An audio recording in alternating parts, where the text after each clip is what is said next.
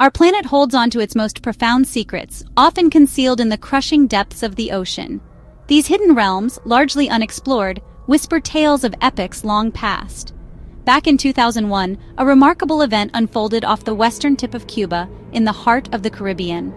A team of dedicated Canadian engineers, embarked on a mission to locate and document historical shipwrecks, were about to stumble upon something far more significant. Little did they know, their routine search would lead them to an extraordinary discovery that would challenge the very foundations of our understanding of history. Instead of the expected scattered debris of a sunken vessel, their sonar painted a picture of something entirely different. The readings revealed vast, precisely defined geometric patterns, hinting at a level of organization that defied natural formation. Pyramids rising from the seabed, perfect circles, and what appeared to be wide avenues stretching into the distance, all resting at an astonishing depth of over 2,000 feet, far beyond the reach of conventional diving. The sonar images strongly suggested the existence of a sprawling sunken metropolis lost to the waves, a city seemingly larger and more complex than the ancient city of Troy, meticulously arranged in a deliberate grid pattern, indicating a highly organized and advanced society. This was clearly no ordinary geological formation or natural phenomenon. It was a tantalizing hint, a whisper from the deep, suggesting a civilization lost to the relentless march of time. A civilization, perhaps predating all other known societies, pushing back the boundaries of our understanding of human history. The implications of such a discovery were, and continue to be, staggering. Could this be the fabled Atlantis, finally revealed after centuries of myth and speculation? Or was it something even more profound, tangible proof of a completely forgotten chapter in the grand narrative of human history? The dedicated research team, spearheaded by Paulina Zelitsky and Paul Weinzweig, quickly realized that they had inadvertently stumbled upon a profound mystery, a puzzle that demanded further investigation, a mystery that, if solved, could potentially rewrite our entire understanding of the ancient world and the origins of civilization. News of the groundbreaking discovery rapidly spread, sparking a mixture of excitement, disbelief, and intense skepticism within the scientific community and across the globe. While the initial sonar data was undeniably compelling and intriguing, the world, understandably, demanded more concrete evidence, visual proof, photographic or video evidence, from the inky blackness of the abyss. Yet, the ocean, a formidable guardian, jealously guards its secrets, shrouding them in darkness and mystery. The arduous journey to definitively confirm this extraordinary find would prove to be every bit as daunting and challenging as the initial discovery itself, pushing the limits of technology and human endurance. It was a path fraught with not only immense scientific hurdles, but also complex political considerations and the ever-present challenge of securing adequate research funding. And so, the world waited with breath held, anticipation hanging heavy in the air, eagerly awaiting the next tantalizing glimpse into the hidden depths, hoping for irrefutable proof. The question remained, would this lost world slumbering in the abyss ever truly be brought to light, revealing its secrets to a waiting world? The discovery began not with archaeologists carefully sifting through ancient texts or meticulously excavating forgotten sites, but with engineers. These weren't treasure hunters seeking gold, but professionals focused on a very different task. Paulina Zelitsky and Paul Weinzweig, two individuals leading the charge at ADC, a marine exploration company, were about to stumble upon something that would challenge our understanding of history. Their initial mission was relatively straightforward, mapping the Cuban waters in search of long-lost Spanish shipwrecks, hoping to uncover valuable artifacts and perhaps even a bit of treasure. To accomplish this, they employed state-of-the-art side-scan sonar technology. This equipment allowed them to paint a detailed picture of the ocean floor, revealing its contours and any objects resting upon it. The sonar meticulously scanned the seabed, transmitting data back to the research vessel. It was during one of these routine scans, in July of the year 2000, that the equipment revealed something truly impossible, something that defied conventional explanation. The sonar readings showed a completely flat and featureless seabed, stretching out as far as the equipment could reach. But then, the sonar began to trace perfect, unnaturally straight lines, cutting across the flat expanse. These lines intersected at precise right angles, forming geometric patterns that seemed far too deliberate to be the result of natural processes. And beyond the straight lines, the sonar also detected sweeping circles, perfectly round formations that added to the mystery. These were structures that looked undeniably designed, meticulously planned, and intentionally constructed, not the random formations of the natural world. The site wasn't small or isolated. It spanned nearly 2 square miles of the ocean floor, an extensive and complex arrangement of geometric shapes. What made the discovery even more perplexing was the depth at which these structures were found, a depth that no known civilization, at least according to conventional history, could have possibly reached with the technology of the time. Understandably skeptical, the team immediately double-checked their equipment, ensuring that there were no malfunctions or errors in the data. But no matter how many times they recalibrated and rescanned the area, the images persisted, stubbornly refusing to disappear or be dismissed as mere anomalies. The sonar continued to reveal symmetrical stone blocks, arranged in patterns that suggested a deliberate and organized construction. These blocks were stacked upon one another, resembling ancient masonry techniques, hinting at a sophisticated level of engineering. And perhaps the most striking feature of all was a massive pyramid-like structure, dominating the site and suggesting a monumental purpose. To get a closer look and gather more definitive evidence, they decided to send down a remotely operated vehicle, or ROV, an underwater robot equipped with cameras and sensors. The footage that came back from the ROV was admittedly murky. Visibility was limited in the deep ocean environment. But even through the murk, the cameras revealed the presence of cut granite blocks, some of them measuring an impressive 8 by 10 feet in size. These blocks possessed smooth surfaces and appeared to have been deliberately shaped, further supporting the idea of artificial construction.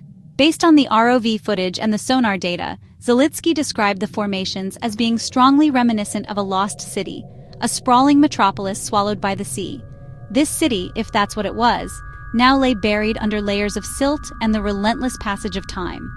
The team came to the firm belief that they had stumbled upon the ruins of a previously unknown civilization, a civilization that had been tragically submerged by a cataclysmic event thousands upon thousands of years ago.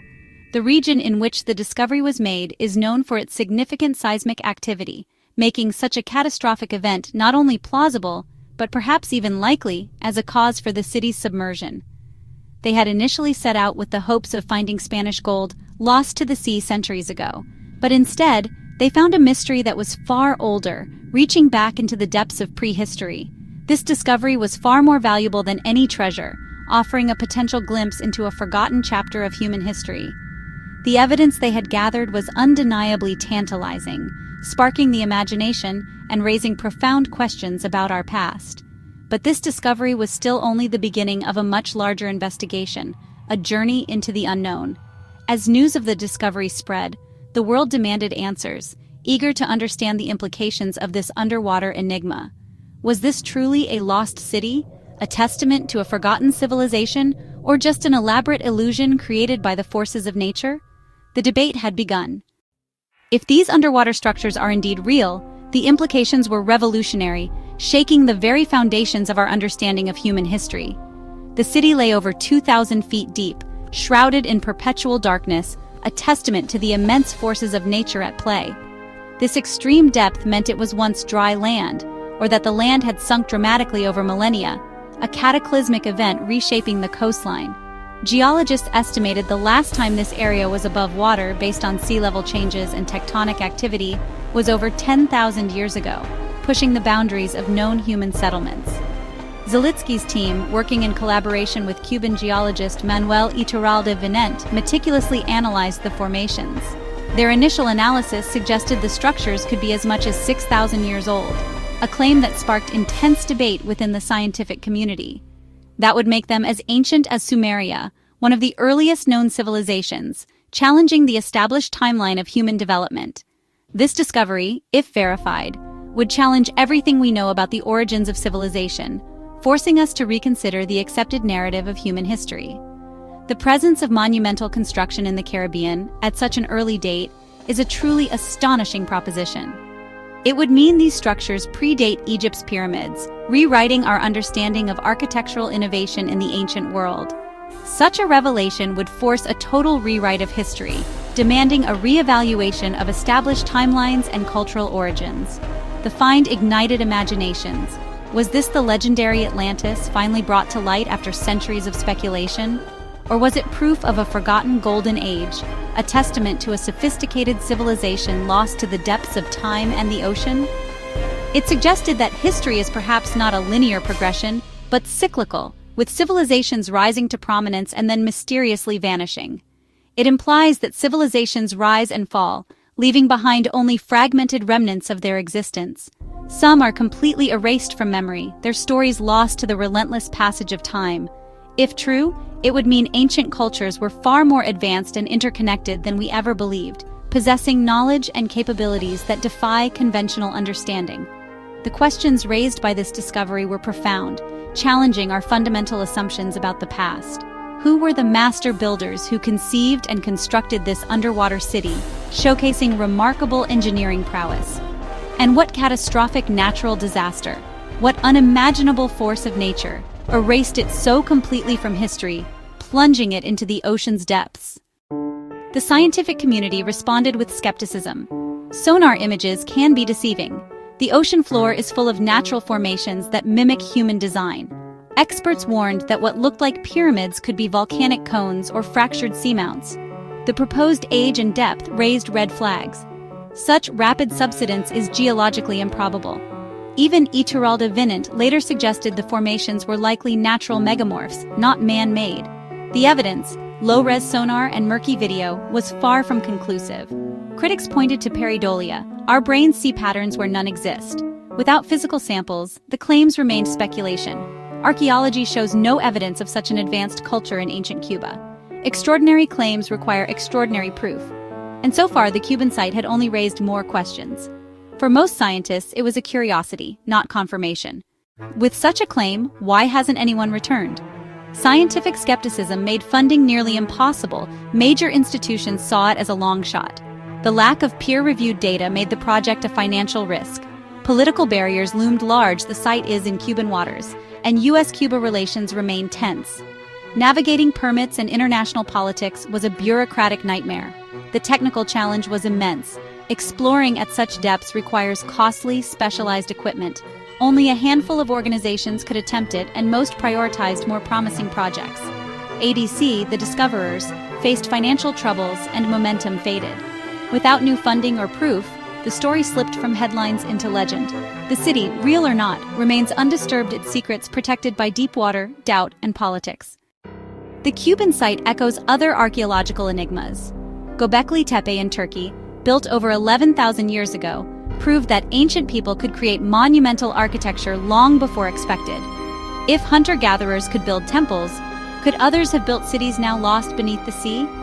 The Yonaguni monument off Japan, with its sharp angles and terraces, is also hotly debated, natural or man-made.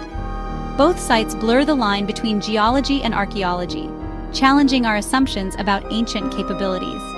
These underwater mysteries remind us how much history lies hidden beneath the waves. Rising seas after the last ice age may have erased entire chapters of our story. The Cuban anomaly is another question mark on the map of human history. It demands exploration even as it resists easy answers. In the absence of new data, the Cuban city has become a legend online. On social media and forums, the story is one of suppressed truth, not scientific doubt. Many believe powerful institutions are hiding the discovery to protect established history. Every obstacle is seen as evidence of a cover-up. The discoverers are cast as heroes silenced by the system. The site is linked to Atlantis, ancient aliens, and other lost civilizations. Grainy images are shared as proof, fueling a modern myth of hidden knowledge. These theories thrive in the vacuum left by halted research. The Cuban city has become a symbol of all the secrets people believe are waiting to be revealed. Why do lost city stories captivate us? They promise that the world still holds mysteries, waiting in the dark. Such tales connect us to a deeper, epic past, reminding us of history's fragility and our own place in it. Finding a lost city would transform our understanding of who we are. These mysteries are a canvas for belief, scientific, spiritual, or conspiratorial. The ambiguity lets each of us see what we want, a puzzle, a legend, or a cover-up. The deep ocean, still largely unexplored, is the perfect setting for such secrets. We know more about the moon than our own seabed. The Cuban city endures as a tantalizing what-if, inviting us to imagine what might still be hidden. Until proven, it remains a story at the edge of our reach.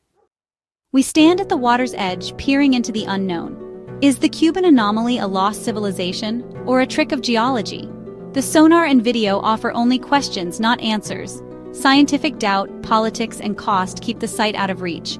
Some mysteries endure to challenge our curiosity and imagination. The ocean is a patient keeper of secrets, holding its truths for generations.